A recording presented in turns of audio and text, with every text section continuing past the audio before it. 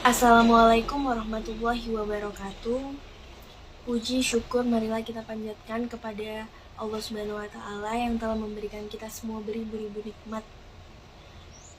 Tidak lupa sholawat dan salam kita curahkan kepada junjungan kita Nabi Muhammad SAW, serta keluarga dan sahabatnya.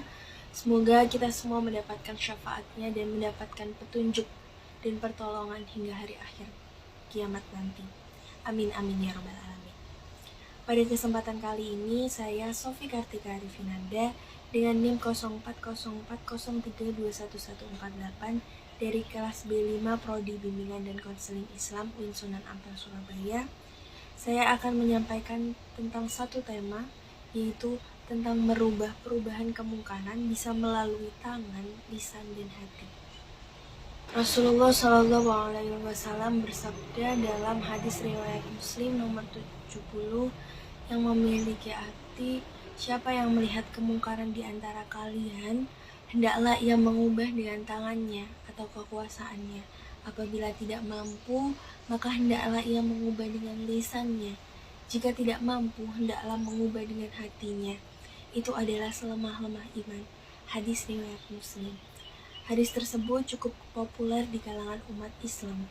Kedudukannya juga sahih, yang menjadi dalil dan panduan umat terkait dengan urgensi dan prosedur mengubah kemungkaran. Di antara pelajaran yang bisa diambil dari hadis riwayat Muslim tersebut, di antaranya adalah yang pertama,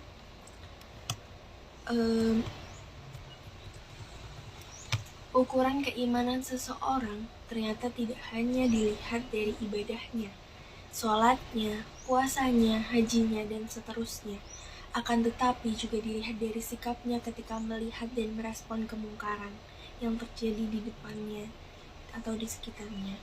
Saat melihat kemungkaran, seorang mukmin tidak boleh diam, abai, apalagi sampai ridho dan mendukung kemungkaran tersebut.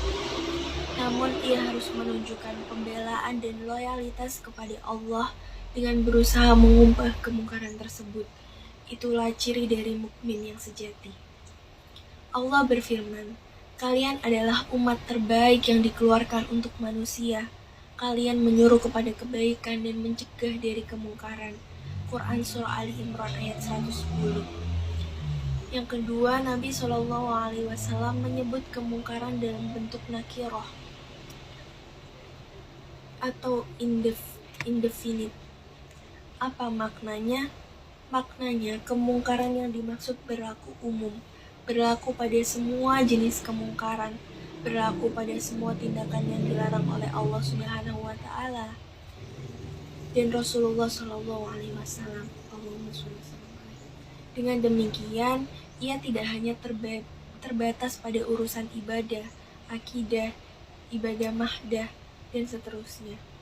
Kemudian yang ketiga, mengubah kemungkaran dengan tangan atau kekuasaan diletakkan oleh Nabi Muhammad SAW dalam urutan yang pertama, yaitu tangan, kekuasaan, lisan, dan hati. Pasalnya, kekuasaan itulah yang memiliki peran paling efektif dan strategis dalam mengubah kemungkaran. Apalagi kemungkaran yang terjadi saat ini begitu masif. Betapa banyak dakwah, nasihat, dan petuah agama yang disampaikan, tetapi menjadi kurang efektif saat dirusak oleh tayangan media dan regulasi kebijakan yang menyimpang. Mengubah kemungkaran menjadi sangat efektif ketika dilakukan lewat kekuasaan. Karena itu, dari sini dapat dipahami mengapa agama menyuruh memilih penguasa yang beriman, yang Islam, yang berakhlak, yang taat, dan pintar. Karena ia akan bisa melakukan proses amar ma'ruf nahi mungkar dengan baik. Namun jika kekuasaan diserahkan kepada orang yang bukan ahlinya, yang tidak layak, yang tidak beriman, maka tunggu saat kehancuran. Rasulullah SAW bersabda, "Jika amanat telah disia-siakan, tunggu saja kehancuran terjadi." Ada seorang sahabat bertanya, "Bagaimana maksud amanat disia-siakan ya Rasulullah?" Nabi menjawab, "Jika urusan diserahkan bukan kepada orang yang tidak tepat, tunggulah kehancuran itu." Hadis riwayat Bukhari. Jadi kemungkaran haruslah kita cegah bagaimanapun caranya. Kita tidak boleh membiarkan kemungkaran terjadi, apalagi di depan mata kita sendiri. Kita bisa mencegahnya dengan kekuasaan kita. Jika kita tidak bisa mencegah dengan kekuasaan, kita bisa mencegah dengan lisan kita. Kemudian jika kita masih belum bisa mencegah hal tersebut dengan lisan kita, maka cegahlah itu dengan hati kita. Semua bisa dilakukan dimanapun kita bisa berdakwah dan mencegah kemungkaran. Sekian dari saya, kurang lebihnya mohon maaf. Semoga dapat membantu teman-teman sekalian dan menambah wawasan teman-teman sekalian. Kurang lebihnya mohon maaf. Wassalamualaikum warahmatullahi wabarakatuh.